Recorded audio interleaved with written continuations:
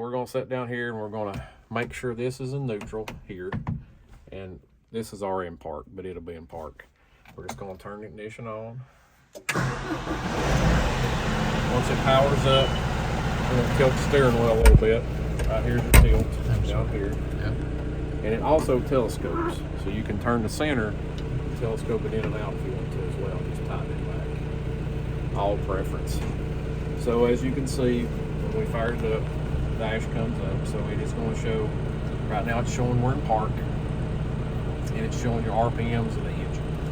So if I increase the RPMs of the engine, you've got a hand throttle right here, and you've got a foot throttle orange in the floor. And it will also increase.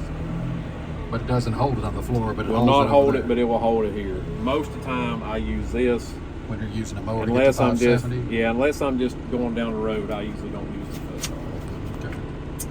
So I'm going to give us just a little bit of air here so it don't fall back up. But you got your heat controls, you got your heater control here. Of course, the more is more heat, less is less. Same with the AC, you got less, and then they go opposite. Yeah. I leave this up at the up position of that toggle switch at all times. It's basically like a max air or a defrost max. So if you're doing, whether you're doing heat or air, I just leave mine up all the time because it does better. And then this is your fan speed control. All your vents, you can close them, you can rotate them. Side vents here, that gives you more air to keep the windshields clean. You can use these. I usually turn them towards the windshield. I'll turn these back to keep them from fogging up as bad, especially on a day where the humidity is so high, for your climate control. Okay. But there's several vents around. And this is that. This is your sun visor. You can pull it down if you're in the sun. That really does help a lot. Right. And then you can open it.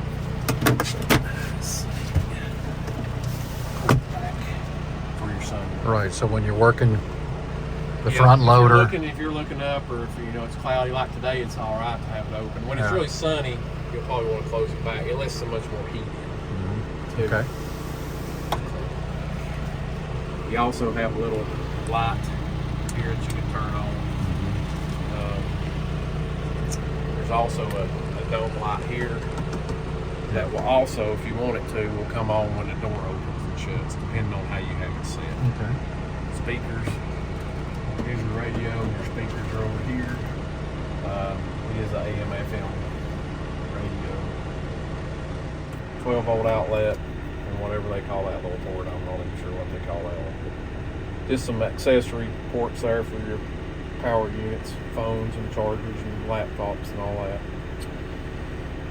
John Deere is color coded with the yellow. They orange, are. right? So yellow is for your power takeoff, your rear power takeoff. So this lever has to be, and so we have 540E, we have a neutral position, and then we have regular 540 1000. This is a 540. So you can run an E, preferably on a bush hog with what you're going to be doing. I would just leave it in the regular. Just leave it down. So leave it down. Yeah, it just pulls up and pushes. That would be neutral.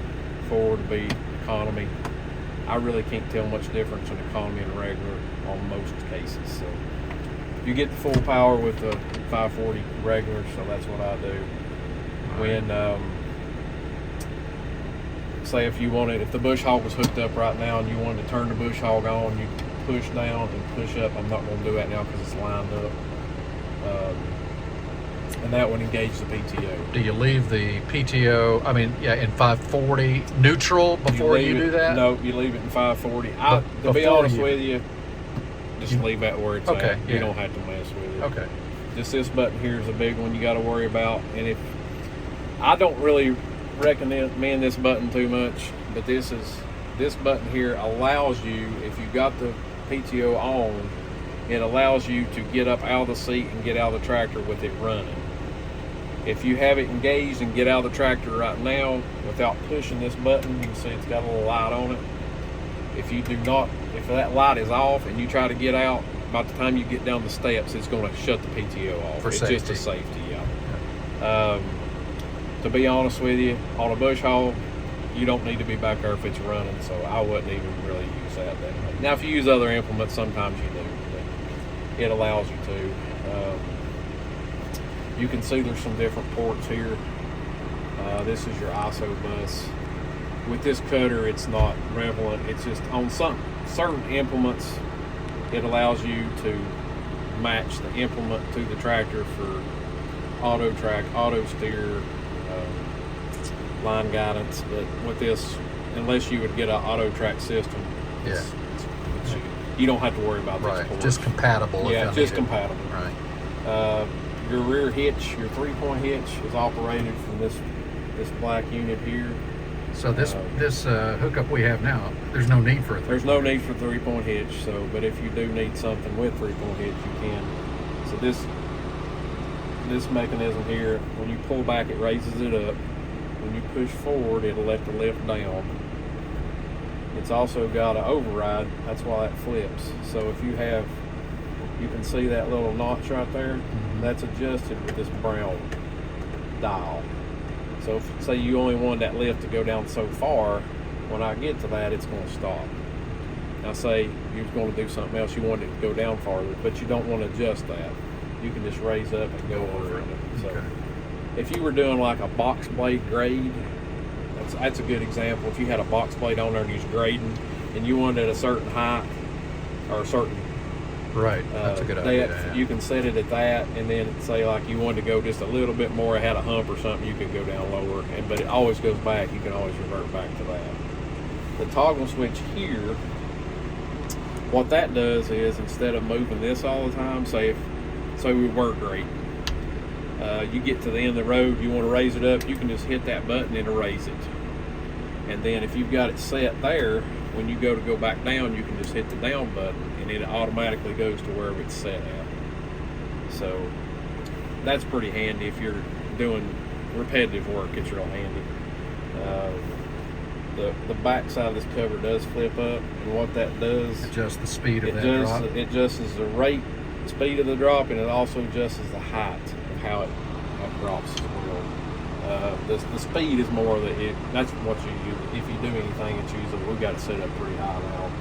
You can dial it down if you need to. These are your 3 hydraulic levers for the back hydraulics and run implements. So if we're running that mower and it's on green, where does it need so to be? It's in a float position now.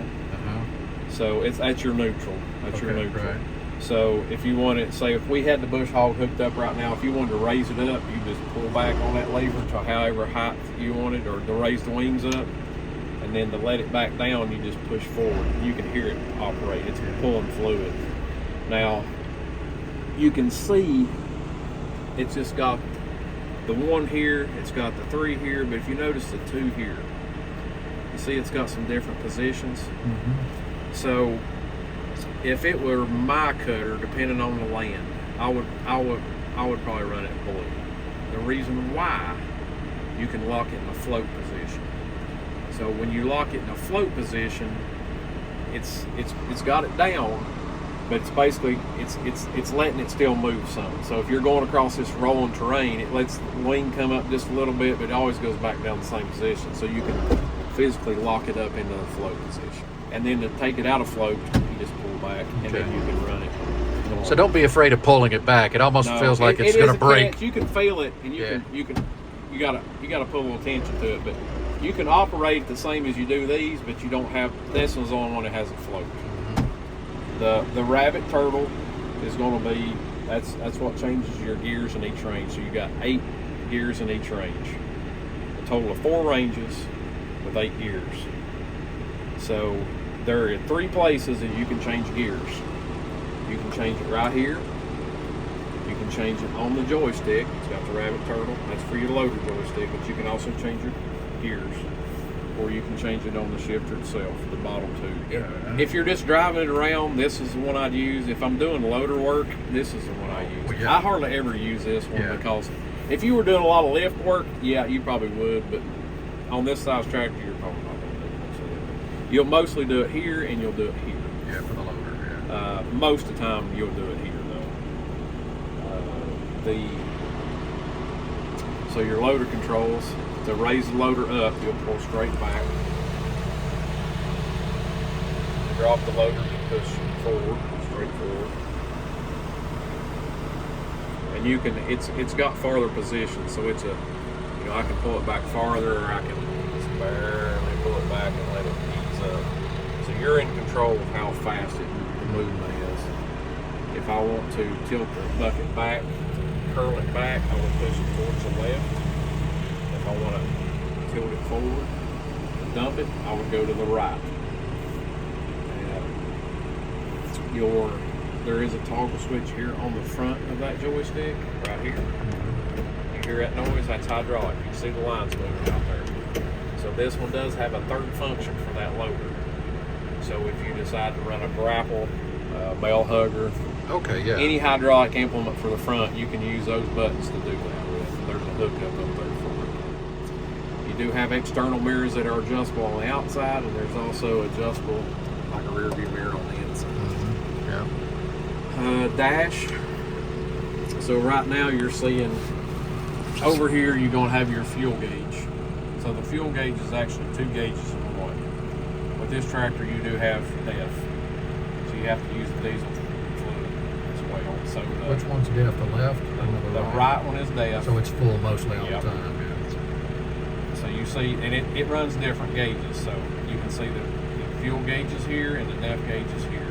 But they tie in together, that's why they keep them together. But they are 2 separate bar graphs. And this right here is a temperature gauge right here. Over here, you're gonna have your hour meter. It's showing it twice the way it's running around. These controls, the green controls here in this dial, you see now it's hit it and moves. So that is actually, you can look at different configurations of temperature, battery power. See it moving there. That's your battery bolts right there. It's going to show temperature right there. It's going to show if we were moving, it'd show miles per hour right here. Your front wiper is down here on the right side. It's just a turn on. Yeah. And if you push it, it's got the washer fluid. Okay. This is your 4-wheel drive here. So Do you run in 4-wheel drive, or do you? it just depends on Day. what you're doing. Yeah. So you have a off, you have a 4-wheel drive, and it's going to light up if it's in 4-wheel drive on the dash. Or you have an auto. You can put in auto, and that way, if you're out there doing something, it will. It slips. It picks up on it. Maybe that sounds like a good place to run. Probably till you get used to it. That's probably where I'd run it more. Yeah. Okay. And then if you've got that off, then it turns it off there. Now, if you do notice when I hit, well, it don't light up on this. You're in So when neutral. you hit the brakes on this tractor, it also kicks in 4-wheel drive. Okay. It's a safety thing. Oh. So it's more about braking. It helps you hold back. Okay. So I thought it lit up, but it don't. Oh. They've changed it. Okay. One of my tractors lights up. Your headlights switch is right here. Just like a car. Yeah. And there's also other light settings. Like there's extra lights.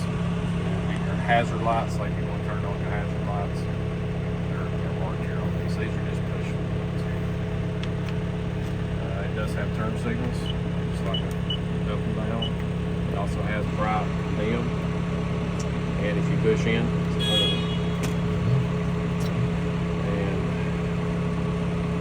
And if you look down here in the floorboard, you see if you're a Ford man, you'll remember the old dimmer switch in the floorboard.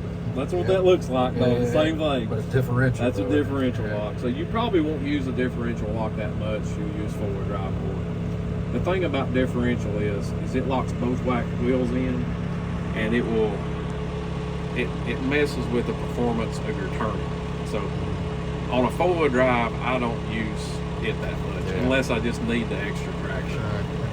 And your brakes are together; they're locked together, but you can unlock them with this little bar there. I don't know how much of a tight radius that matters for me. I would keep it locked down most of the time unless you're just doing something simple. Because what happens, you'll be doing something, if you're not careful, you'll have them unlocked, and it's just tendency most time you'll grab one instead of hitting in the middle. So, and if you do, it'll push you, it'll scare you sideways. The biggest thing is make sure if you're going down the road, that's where that'll get you. Oh, yeah. Because if you hit one of them running 20-some mile an hour, yeah, it can be bad. Spin you out, I Yeah, guess. It's not, it'll kick you sideways. So once you can see I took that out of gear, so it's Right. actually neutral there. And neutral over here, obviously, Yep, because that's the it's forward neutral there. or Now, I can put it in forward here. and keep it in neutral reverse somewhere so it here. doesn't do As anything. long as you're neutral over here, Right. one point or the other, it's still going to be in neutral. Now it's going to show forward reverse over here because that is the forward reverse lever. But if you're neutral here and here, it's going to show neutral. Okay. To go into a range, that is parked up, and it takes a little getting used to this. Where it is, because you can't really. It's sort of up and over because there's no mark in here. It's down in here. This one's actually easier than the old ones. This takes a little getting used to.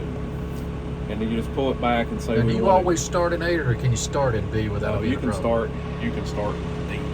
Oh, if, really? if you were doing higher. But most of the time around here, you're probably going to be in B or C. That's what I was saying. A is really slow. Even though you have 8 gears, it's really slow. I used A to back in here just because I knew it was going to be tighter and it's going to push me. But if I was like right now, I'll go to B, and then it's going to go. You can see once I hit the B. So when B1, not B8, it starts 1 and works up. It depends on what you're doing. So if you're moving, it'll match it. So if you're at a certain speed when you're changing, it's going to match it to the next closest gear. Okay. In the next range. So it may, if I'm moving running 5 mile an hour and I go to C range, it may take me up to like C5 or C. It'll take you to whatever matches up to your range. Okay, good. But I don't have to worry about it. It's automatically doing it. If I look down and it's jumped up to 8 on one. If you don't like it, you can always just bump her down to whatever you want. And it's pretty intuitive. My concern is transmission damage. This is a bulletproof transmission. It's just do not put it in park moving. To go forward now, we would go pull up a little bit on this, push forward, and you're going to see it changes to forward. Now I can do that. I can take my foot off the clutch right now. Because you're still in neutral. Yeah, and I can put this in gear. Whoa! Oh my goodness, okay. You do not have to clutch for forward reverse. Wow. You can. It won't hurt a thing. You've got to use a clutch to change your ranges, A, B, C, and D. You do not have to clutch to change gears. So the like gears will 1, 2, just... 3, 4, 5, 6, 7. Well, have it all done. You can hear it changing. Yeah. So if I'm moving right now, if I want to go and I don't have to clutch it, I go to B1, B2, B3, B4. Back down. I can stop it here, not even clutch it, then go to reverse. What that does is, now if I was backing up to the cutter, I would use my clutch just because I want to inch it forward. If I'm doing a lot of loader work out here to save my knees, it's this. I can just do that. You can just hit the brake if you want to stop, if you need to. But you do not have to use your foot on that clutch all the time. So over here, there is just seat adjustments here. Yeah. You can turn, this seat will actually turn sideways. So if you're doing work with the cutter, that saves your neck. I turn my seat if I'm using a rear implement a lot of times because it just saves my neck from being stiff. You can always lock it back to front, but it's got the bottom down here. What is that? Pull up, that's your air ride seat. Oh. So it raises the seat up and lets it down. Is it supposed to make that noise? Yeah, that's just a little air pump. Oh, I see. It's letting that air out. I see. Yeah, and it's got a little gauge right here, so you can. It's just a reference gauge. On the right-hand side of the switch, let's see, there is that's your forward reverse switch. So you can slide it, and then you can just lock it back down. Wow. The armrest, these, they come up and down. Of course, you got the seat belt. There's also a seat belt on that seat as well. And you can declutch from here. If I was backing up here, I could actually declutch right there. But for me, when I'm hooking something up, I use my foot.